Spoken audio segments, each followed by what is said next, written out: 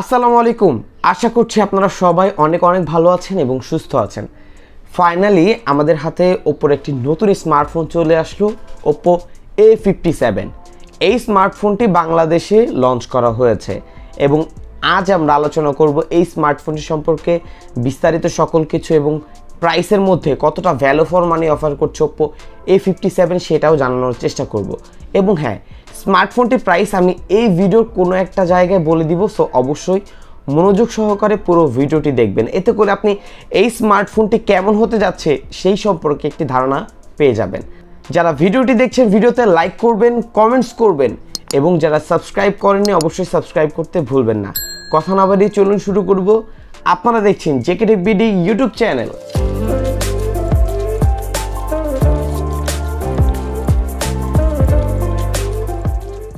আজকের ভিডিওটি স্পন্সর হচ্ছে মোবাইল অ্যান্ড গ্যাজেট হাট ফেসবুক পেজ। এই পেজটি মূলত আমি পরিচালনা করে থাকি। অনেকেই আছেন যারা একটু কম প্রাইসের মধ্যে স্মার্টফোন পারচেস করতে চাচ্ছেন, অবশ্যই তারা এখানে যোগাযোগ করতে পারেন। আমি চেষ্টা করি তাদের জন্য কিছুটা কম প্রাইসের মধ্যে স্মার্টফোন তাদের হাতে পাঠিয়ে দেওয়ার। সো লিঙ্ক থাকবে এই ভিডিওর ডেসক্রিপশন বক্সে। প্রথমেই আমরা আলোচনা করব OPPO A57 এই স্মার্টফোনটির ডিজাইন এবং বিল্ড কোয়ালিটি নিয়ে। এটি হচ্ছে স্মার্টফোনটি, দেখতে অসাধারণ লাগছে। এই স্মার্টফোনটির দুটি কালার ভেরিয়েন্টে আপনারা পেয়ে যাবেন, যার একটি হচ্ছে গ্লোয়িং গ্রিন কালার এবং অপরটি হচ্ছে গ্লোয়িং ব্ল্যাক কালার। স্মার্টফোনটির যে ব্যাক প্যানেল রয়েছে সেখানে আমরা একটি ক্যামেরা বাম দেখতে পাচ্ছি। এটা স্কোয়ার শেপ হওয়ার কারণে দেখতে অনেক বেশি প্রিমিয়াম লাগছে। স্মার্টফোনটির যদি পোর্টস অ্যান্ড বাটনের কথা বলি, সেখানে আমরা দেখতে পাচ্ছি রাইট সাইডে একটি সাইড মাউন্টেন ফিঙ্গারপ্রিন্ট বা পাওয়ার বাটন। এটার অ্যাকুরেসি আমার কাছে বেশ ভালো লেগেছে এবং খুব ফাস্ট ছিল।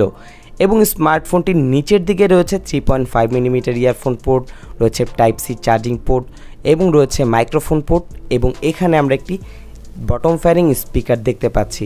এবং হ্যাঁ, এই স্মার্টফোনটিতে কিন্তু আপনারা আল্ট্রা লিনার স্টিরিও স্পিকার পেয়ে যাচ্ছেন, যার সাউন্ড কোয়ালিটি বেশ ভালোই ছিল। এবং স্মার্টফোনটির লেফট সাইডে পেয়ে যাচ্ছেন ভলিউম লকার এবং রয়েছে একটি সিম ট্রে পয়েন্ট। এখানে দুটি সিম সহ চাইলে একটি মেমোরি কার্ড আপনি ইউজ করতে পারবেন। এবং এই স্মার্টফোনটির ওয়েট হচ্ছে 187 গ্রাম এবং থিকনেস হচ্ছে 7.99 মিলিমিটার, মানে অলমোস্ট 8 মিলিমিটার। এটার হ্যান্ড ফিল আমার কাছে বেশ ভালো লেগেছে, আশা করছি আপনাদেরও ভালো লাগবে। এবং এই স্মার্টফোনটির ডিজাইন আপনাদের কাছে কেমন লেগেছে অবশ্যই কমেন্টস করে জানাতে ভুলবেন না। এই স্মার্টফোনটির ডিসপ্লেতে ইউজ করা হয়েছে 6.56 ইঞ্চির IPS HD+ ডিসপ্লে। ডিসপ্লেটি একটি 60 হার্টজের ডিসপ্লে। এই প্রাইস পয়েন্টে এসে অনেক স্মার্টফোন ব্র্যান্ড কিন্তু 90 হার্টজের ডিসপ্লে প্রোভাইড করছে। এখানে আমরা এই বিষয়টি মিসিং দেখতে পেয়েছি। এবং এটা যেহেতু IPS ডিসপ্লে, তবে IPS ডিসপ্লেগুলোর তুলনায় এটার কালার কোয়ালিটি এবং কন্টেন্ট ওয়াচিং এক্সপিরিয়েন্স আমার কাছে বেশ ভালোই লেগেছে। কালারগুলো অনেকটাই বুস্ট আপ ছিল এবং এই ডিসপ্লেতে কোনো প্রকার গরিলা গ্লাস বা কোনো প্রকার প্রোটেকশন ইউজ করা হয়েছে কি না সেটা আমরা জানতে পারিনি এবং সে নিয়ে অনেক তথ্য জানার চেষ্টা করেছি, তবে এটা নিয়ে কোনো তথ্য আমরা পাইনি। এই স্মার্টফোনটির পারফরমেন্স সেকশানে ইউজ করা হয়েছে 4GB র্যাম, যা LPDDR4X এর র্যাম এবং এক্সটেন্ডেড র্যাম থাকছে আরও 4GB এবং রম হিসেবে রয়েছে 64GB রম, যা eMMC 5.1 স্টোরেজ টাইপ। স্মার্টফোনটির প্রসেসর হিসেবে আমরা দেখতে পাচ্ছি হিলিও G35 চিপসেটটি। পারফরমেন্স সেকশনে একটি মূল বিষয় হচ্ছে স্মার্টফোনটার প্রসেসর।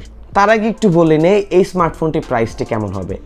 আই থিঙ্ক এই স্মার্টফোনটির প্রাইসটি হতে পারে 17,990 টাকা। এটা মোটামুটি 95% শিওর, তবে কম বেশি হলে সেটা এই ভিডিওর ডেসক্রিপশন বক্সে দেওয়া থাকবে। এই স্মার্টফোনটির যে প্রসেসর হিলিও G35, আসলে এই বাজেট সেগমেন্টের মধ্যে বর্তমানে ওপ্পো এবং ভিভো এবং স্যামসাংয়ের দিকে যদি তাকাই তাহলে সেই ক্ষেত্রে এর থেকে বেটার চিপসেট আমরা পাই না। যেমন শাওমির দিক থেকে আরেকটু বেটার চিপসেট পাই, অথবা রিয়েলমিতে কিছুটা বেটার চিপসেট পাই, অথবা ইনফিনিক্স টেকনো আরও বেটার চিপসেট প্রোভাইড করে। বাট ওপ্পো, ভিভো এবং স্যামসাংয়ের মধ্যে এরকম চিপসেট আমরা দেখতে পাই না। সো সেই দিক যদি আমি বিবেচনা করি, এটার মধ্যে যে প্রসেসরটি ইউজ করা হয়েছে এটা শুধুমাত্র যারা মিডিয়াম ইউজার রয়েছেন তাদের জন্যই ঠিক আছে। যারা মডারেট ইউজ করবেন, ফেসবুক স্ক্রল করবেন, ইউটিউব স্ক্রল করবেন, অথবা টুকটাক নেট ব্রাউজের সাথে সাথে কিছুটা হালকা গেমগুলো খেলবেন, মানে 2D গেমগুলো চাইলে আপনি খেলতে পারেন, তাদের জন্য এই চিপসেটটি ঠিক আছে। আশা করছি তার ডে টু ডে ইউজে কোনো প্রকার প্রবলেম হবে না। তবে ওভার পুশ করলে সেই ক্ষেত্রে কিছুটা ল্যাগ ফেস করতে পারেন। এটা বর্তমানে আমরা দেখে আসতেছি, যেমন P35 G35 প্রসেসরে এই বিষয়গুলো খুবই স্বাভাবিক একটি ব্যাপার। ক্যামেরা সেকশন, চলুন ভিউয়ার্স দেখে নেওয়া যাক এই স্মার্টফোনটির ফ্রন্ট এবং ব্যাক ক্যামেরাতে কোথায় কত মেগাপিক্সেল ক্যামেরা প্রোভাইড করছে, এবং আপনাদের উদ্দেশ্যে বেশ কিছু ছবি শেয়ার করব, অবশ্যই দেখবেন এবং কমেন্টস করে জানাতে ভুলবেন না এই স্মার্টফোনটির ক্যামেরার রেজাল্ট আপনাদের কাছে কেমন লেগেছে। এবং আরও একটি বিষয়, যারা এখন পর্যন্ত ভিডিওতে লাইক করেনি, ভিডিওতে অবশ্যই লাইক করবেন। সাবস্ক্রাইব না করে থাকলে অবশ্যই সাবস্ক্রাইব করে আমাদের এই পরিবারের একজন সদস্য হয়ে যাবেন। ক্যামেরা সেকশনে এই স্মার্টফোনটির যে মেইন দুটি ক্যামেরা রয়েছে, যার মেইন ক্যামেরাটি হচ্ছে 13 মেগাপিক্সেল, রয়েছে 2 মেগাপিক্সেল একটি ডেপথ সেন্সর ক্যামেরা, এবং ফ্রন্ট সেলফি ক্যামেরা রয়েছে 8 মেগাপিক্সেল। এবং এই স্মার্টফোনটির যদি ভিডিও রেকর্ডের কথা বলি, সেই ক্ষেত্রে আপনি 1080-তে 30 fps ভিডিও রেকর্ড করার সুবিধা পাবেন।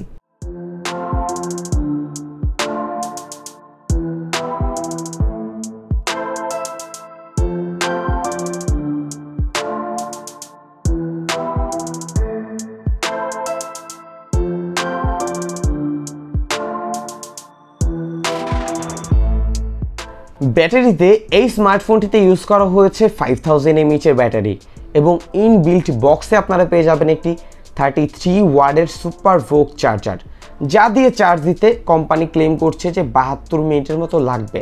সো আই থিঙ্ক আপনারা ধরে নেন 72 থেকে 75 মিনিটের মধ্যে এই স্মার্টফোনটি ফুল চার্জ হয়ে যাবে। যেহেতু আমি এই স্মার্টফোনটি গতকালকেই পেয়েছি, সো এখন পর্যন্ত চার্জ দেওয়ার প্রয়োজন হয়নি, সো চার্জও দিইনি। বাট এখন পর্যন্ত এই স্মার্টফোনটির যে চার্জ ব্যাকআপ, সেটা আমার কাছে বেশ ভালোই মনে হয়েছে। মোটামুটি যারা নর্মাল ইউজার রয়েছেন অনায়াসে একদিন পর্যন্ত চার্জ ব্যাকআপ দিয়ে দিবে, এবং যারা একটু হেভি ইউজ করবেন দিন শেষে চার্জ দেওয়ার প্রয়োজন হতেও পারে, আবার নাও হতে পারে। একদিন আশা করছি খুব ভালোভাবেই যাবে। যদি বর্তমান সিচুয়েশনের কথা বলি, আমরা কিন্তু দেখতে পাচ্ছি প্রতিটা স্মার্টফোনের প্রাইস কিন্তু অনেকটাই হাই। যেমন এই স্মার্টফোনটির যে স্পেসিফিকেশন আছে সেই অনুযায়ী এটা যদি সিচুয়েশনটা ভালো হতো তাহলে হয়তো 15,000 বা 15,500 টাকার মধ্যে এই স্মার্টফোনটি লঞ্চ হয়ে যেত। বাট এটা বর্তমানে লঞ্চ হয়েছে 18,000 টাকায়। এই প্রাইস পয়েন্টে এই স্মার্টফোনটি যে স্পেসিফিকেশন অফার করছে এটা মোটামুটি বলা যাচ্ছে। তবে বেশ কিছু ভালো দিক আমার কাছে মনে হয়েছে, যেমন স্টিরিও একটা স্পিকার পাচ্ছি, 33 ওয়াটের মতো একটি ফাস্ট চার্জার পাচ্ছি, এবং বিশেষ করে এই প্রাইস সেগমেন্টে স্মার্টফোনটির ডিজাইন কিন্তু খুবই অসাধারণ। মানে এক কথায় যে কারো মন কেড়ে নিতে পারে, যেমন আমার মনটাও কেড়ে নিচ্ছে বিশেষ করে স্মার্টফোনটির ডিজাইনটা দিয়ে। সো সেই দিক যদি বিবেচনা করি, অনেকে আছেন যারা ডিজাইনের উপর ভেরি করে স্মার্টফোন পারচেস করতে চান বা পারচেস করেন, তাদের জন্য আশা করছি স্মার্টফোনটির ডিজাইন খুবই ভালো লাগবে। তবে এই স্মার্টফোনটির প্রাইস কেমন হয়েছে অবশ্যই কমেন্টস করে জানাতে ভুলবেন না। যারা লাইক করেননি লাইক করবেন, যারা এখন পর্যন্ত সাবস্ক্রাইব করেননি চ্যানেলটি সাবস্ক্রাইব করতে ভুলবেন না।